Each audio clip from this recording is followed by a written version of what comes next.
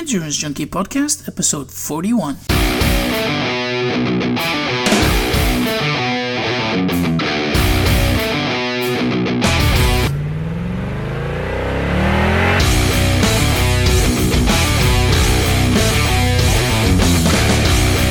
Hey Junkie, welcome to another episode of the Endurance Junkie Podcast, the show where I will be interviewing some of the fastest, smartest, and most inspiring people active in the endurance world today.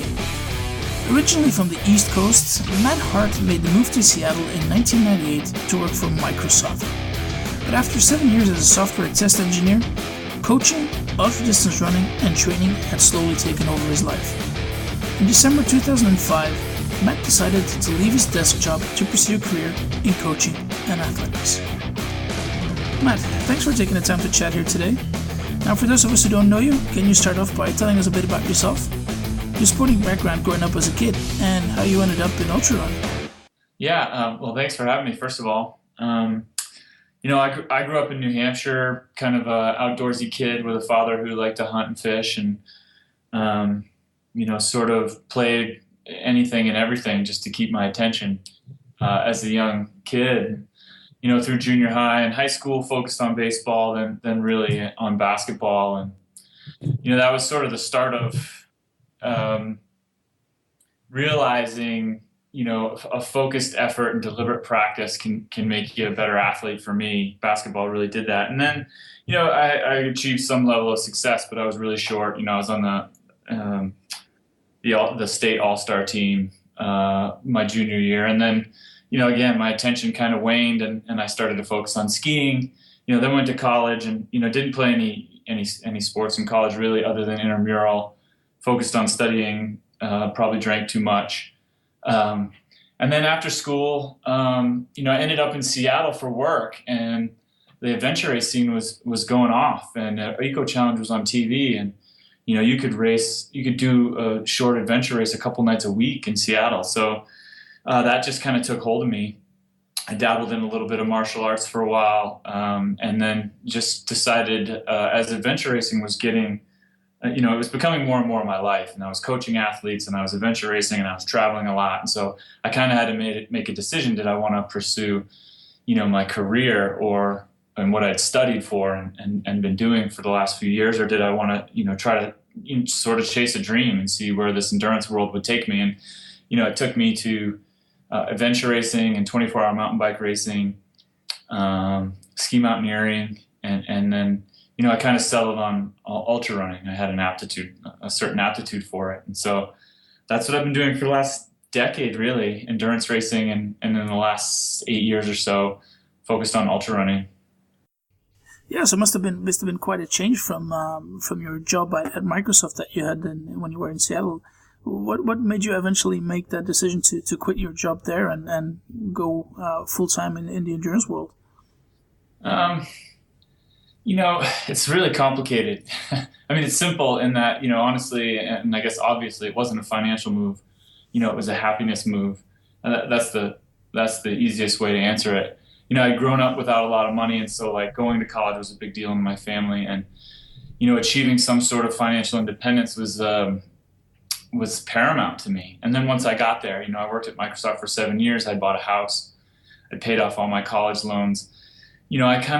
I looked around at my boss and my boss's boss and the kind of lives they led, and I just wasn't comfortable staying there. I didn't want to be my boss. He would joke frequently about being a bad dad and how he worked so much that he wasn't there for his family.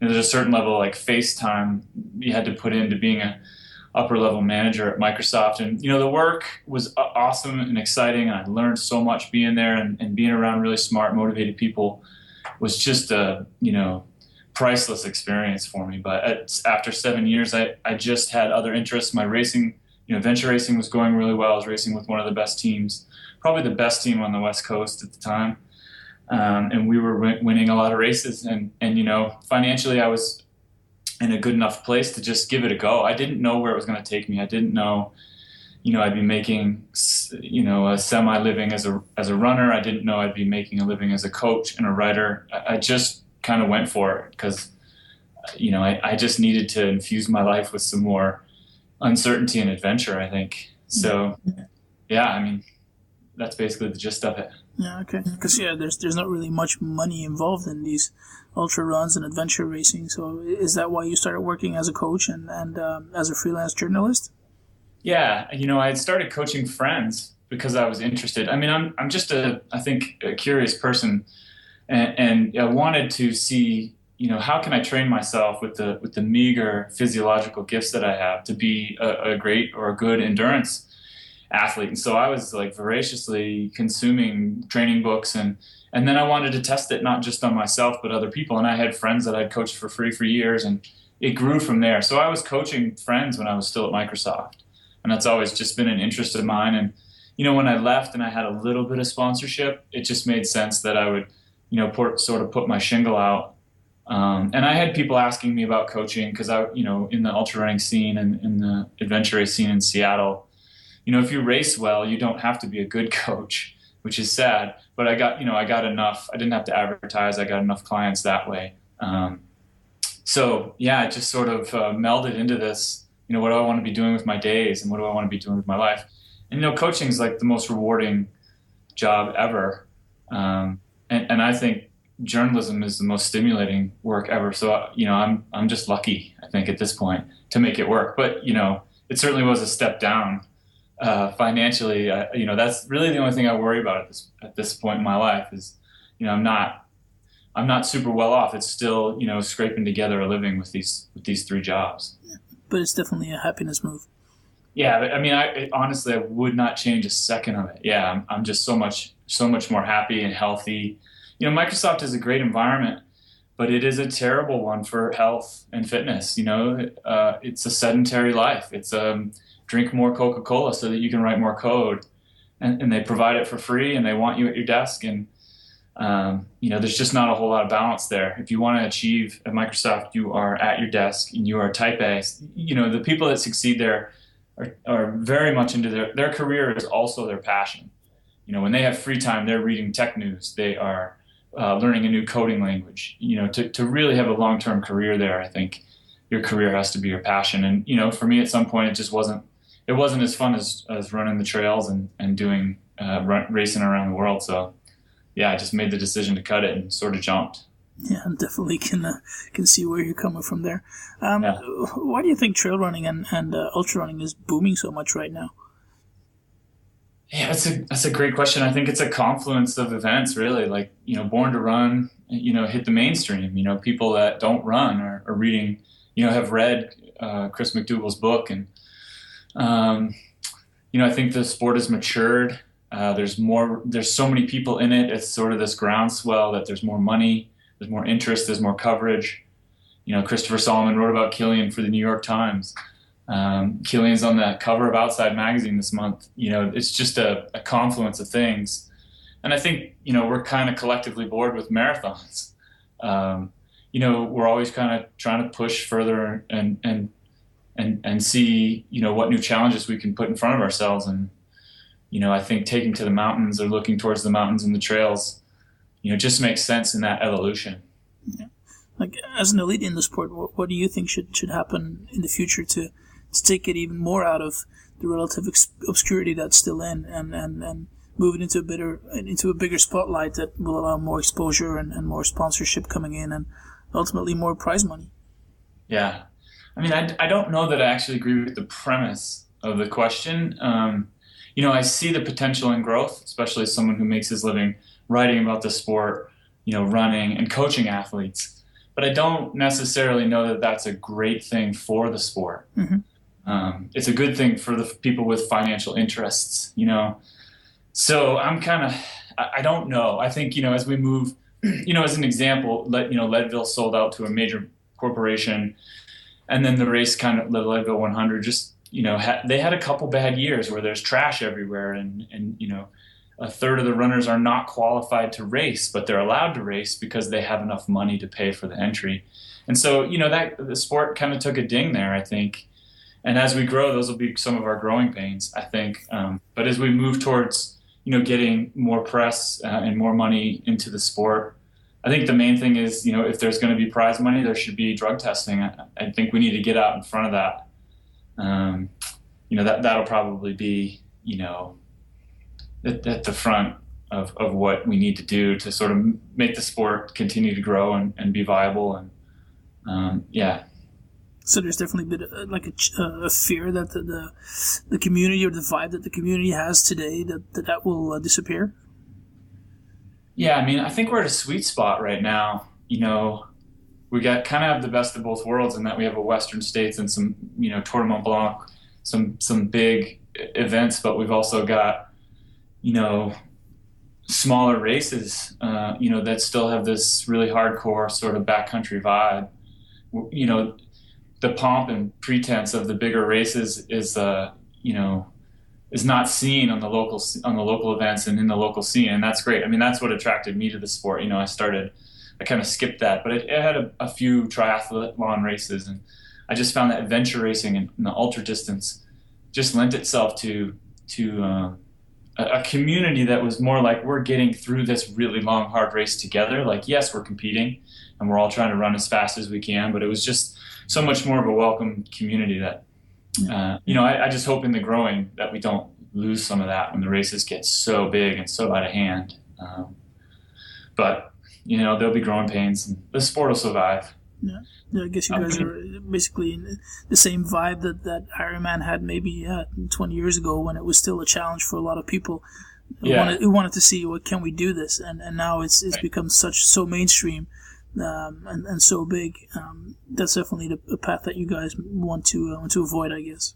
Yeah, and on that same note, I think there's a barrier of entry for ultra running. I think there's going to be a cap to how, I just don't think, the amount of time and effort you have to put into ultra running, I think, is a barrier of entry. It's very difficult for someone with a full-time job and a family to put the time and mileage into the sport. So I think there's a natural cap just based on how hard the sport is. Mm-hmm.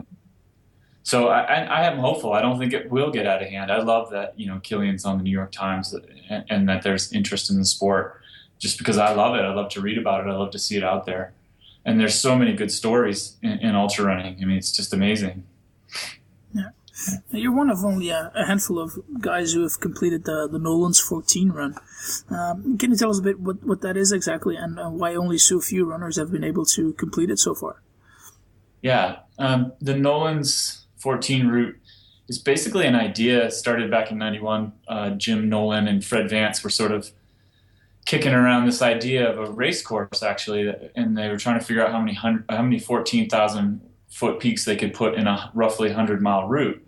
And Jim Nolan figured out in the Sawatch, they were lined up well enough. There were 14 peaks that you could summit in roughly a 100-mile route, and they sort of put this 60-hour arbitrary at the time 60-hour cutoff. And that was 91, and it was like, I think it was 2000 when groups of people started to try it, and they initially were going out together and sharing support crews and sharing aid stations, and helping each other with radios, literally come off peaks and take the best route from one peak to the next. And the Forest Service heard about it and basically put a kibosh on it and said, there's no way you can do this as a race. You've got to stop, or we're going to start fining you. And so since then, just hardy dudes basically have been going out there to see if they can complete the route. I had seen the website. I didn't know if it was serious. It was kind of a hoopty website. And this is 5-6 years ago. And, my friend Jared Campbell kind of got hot on the idea and had been out on some of the mountains before I had. And so I think 2 years ago, we just decided to go for it. We kind of on-sited it. Like, we had both been on a few of the peaks, but we hadn't really explored the route. And so that was a huge challenge for us, navigating peak to peak. And, what the earlier guys that did the run, that finished it before us, I think 4 of them finished before us. What they did was different and I think harder than what we did, because we had their information and their data. And so we sort of stood on the shoulders of giants, and everyone that comes subsequently gets a little bit more information. The route gets ironed out a little bit to be better or faster. We figure out which way is the quickest between two peaks. But to get back to what it is, it's 14,000 or higher foot peaks in the Sawatch with 44,000 feet of uphill. So it's a huge 100 miler, and a lot of from peak to peak there aren't a lot of trails, and so a lot of it's bushwhacking and trying to navigate down low in the forest up the best way to the next peak. So I think the fastest known time is about 54 hours and 57 seconds, and that's John Robinson who ran it twice. So he's the only one to have done it twice. But yeah, this year saw 20 attempts, and I think 3 of them finished in under the 60 hours. So we'll see more people doing it. We need a really strong girl to get out there and get it done. It's a pretty crazy, I think, a pretty crazy idea. And yeah, you basically are totally dependent there. You're out there on your own. You have no support crew, and there's no really marked path. And at the end, it's just you saying that you completed the course, right? Yeah. Well, nowadays we have GPS that we can prove it, and most everyone's using a spot device, so we have an idea of what their actual time was, or GPS devices. But I think, as these races, like I said, as the sport grows, and it's really hard, as you have a 1.4% chance to get into the Hard Rock 100 your first time trying. And, I'm 1 for 6. We find out Saturday, if I got in this year. But, with the really nice popular races being overrun, really, people are getting out into the backcountry and doing some of these routes and long trails and fastest known times. So I think, again, there's just a number of things that are sort of driving people to get out on the Nolans route now. Whereas before it was scary and intimidating. Now it seems possible. People are getting it done, and if you can't get into Hard Rock, you might as well go give Nolans a try. I mean, it's exponentially harder. I've done both, but it's certainly a challenge. Is completing that Nolan's run, is that your biggest achievement in the sport, or are there any other events that stand out for you? Maybe, that's a tough question. I mean, in 2006, my adventure race team, Dart Noon, won a pretty big race, the Baja Travessia across the Baja Peninsula. And, that was full on 64 hours, I think, hallucinating, just total craziness. But I mean, I don't know, that's hard to say. I actually honestly would say my biggest achievement in the sport is just being around and being competitive for 10 years. I mean, this sport chews up and spits out elite athletes. It's a hard sport to have longevity in. And so, I mean, if I have a biggest accomplishment, it's just still being here, I think. Yeah. It seems to be a pretty standard answer from a lot of people that I ask that question. It's about just being able to be competitive for such a long time. But yeah, it's definitely a big achievement. No problem there. Let's start picking your coaching brain for a bit and try to give some useful information for the listeners.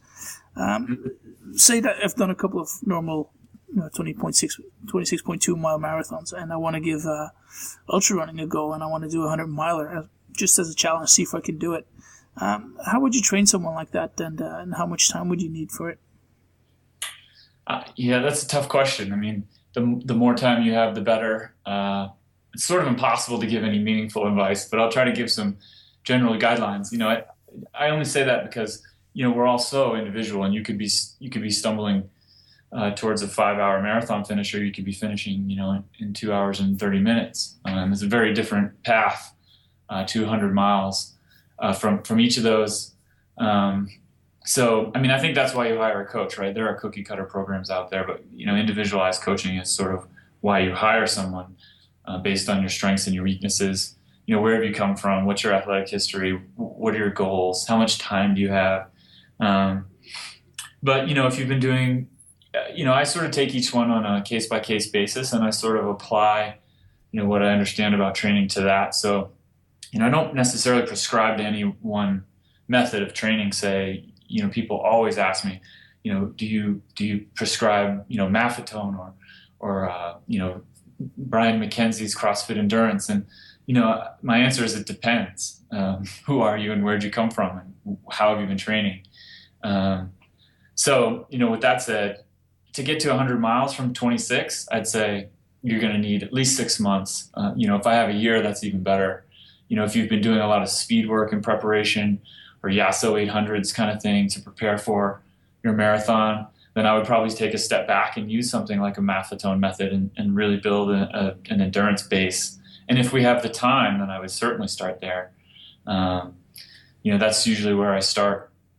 Um, but if you're someone who's been doing CrossFit endurance, then we might back up, and go a totally other route. So I know that's kind of a non-answer, but I'd give you some more volume. I'd want to get your long run longer. I wouldn't necessarily give you a ton more mileage each week, but I'd just keep pushing the long run out based on the schedule, based on how much time, how many months we have. Yeah. Yeah, no problem. Fair enough. I mean, it definitely is best to take the personal approach, and depending on where the person is coming from. Do you have maybe any tips for these people about pacing themselves during a first time 50 miler or a 100 miler? Yeah, I mean, it depends who you are again, where you're coming from.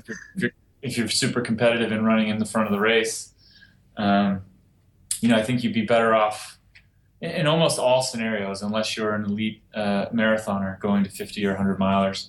Running conservative and running anaerobically at the top end of your anaerobic abilities, trying not to go anaerobic, from the beginning, from the first climb of the race. If you're more experienced or you're someone who's won marathons or runs them really fast, you can be a little bit more, you can put a little bit more out there early.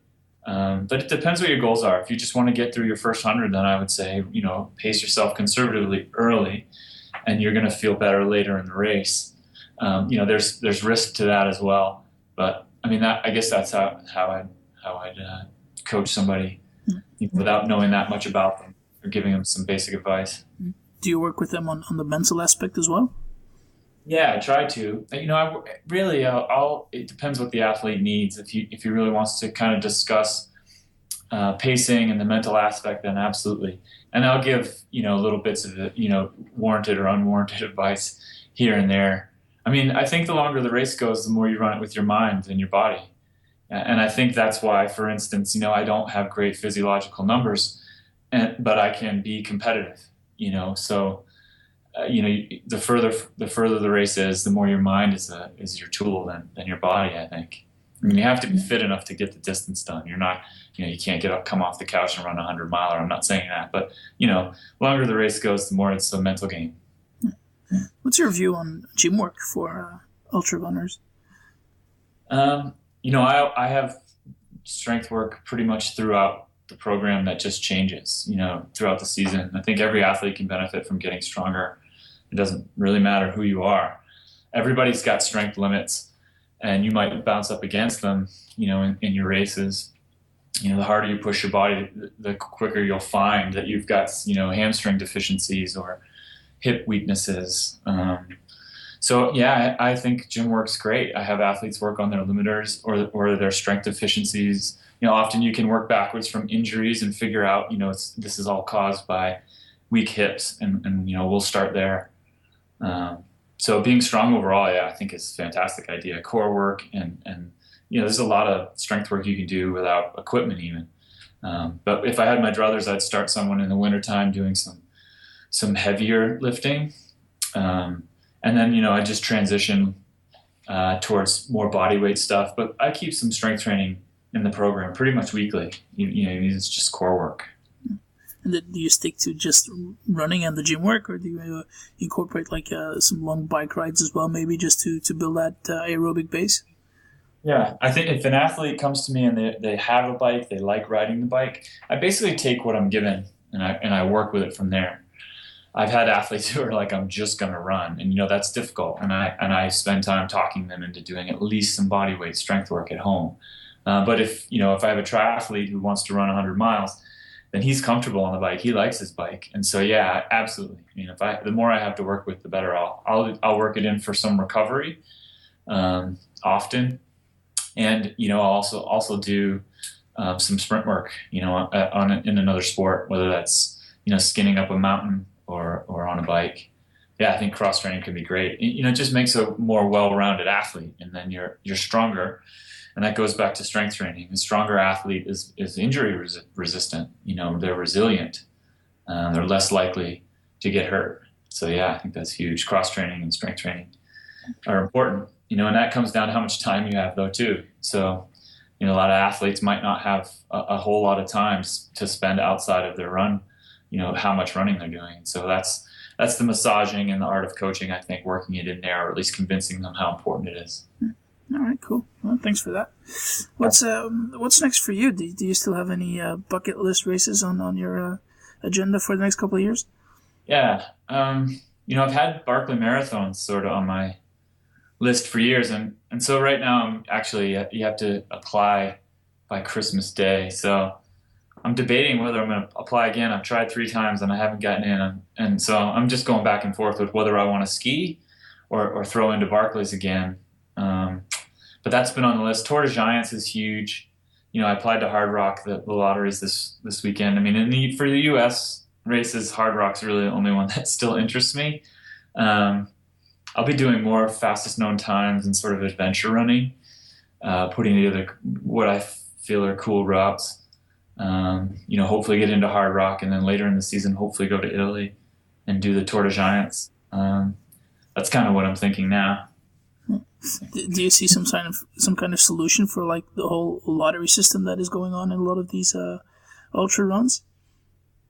No, I mean, I think it's gonna, like you were saying before, I think it's gonna push growth. Why not create the next Hard Rock? If everyone wants to get into Hard Rock, it would be great if we had another option a couple months later or earlier in the season. That's, why not create an iconic race? It's got to start somewhere, and I think that's happening. I don't see many solutions to it except for growth, having more options. Barkley isn't actually a lottery. It's Gary Cantrell, deciding if he wants to give you a shot. Okay. So, I went the year Jared Campbell finished. I crewed him, and I hung out with Gary a lot. And he says to me, am I going to see you on the start line next year? And I was like, hell yeah. And applied, and I didn't get in. And I haven't gotten in 3 years since trying. So maybe he turned on me. Maybe I wrote about the race for Trail Runner magazine. Maybe it wasn't flattering enough, or I pissed him off. I'm not sure.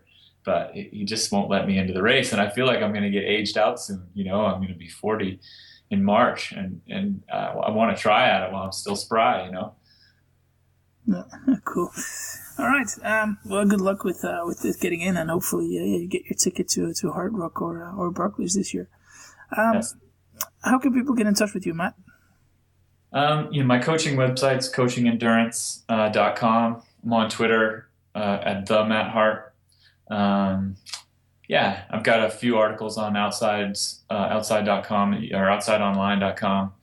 But I'll provide you some links that we can throw up there. Yeah, definitely put those in the show notes pages, no problem. Great. Feel free to give some love to your sponsors.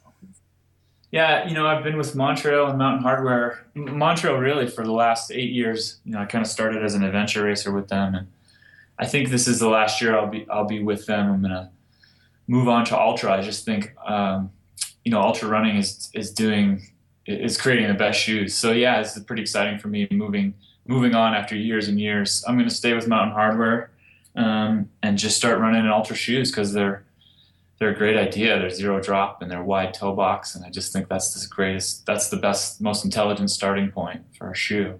First Endurance, I have a sponsor for my gels and my recovery products and Joe Bowl sunglasses. That's about it. All right, cool. Anything else you want to plug?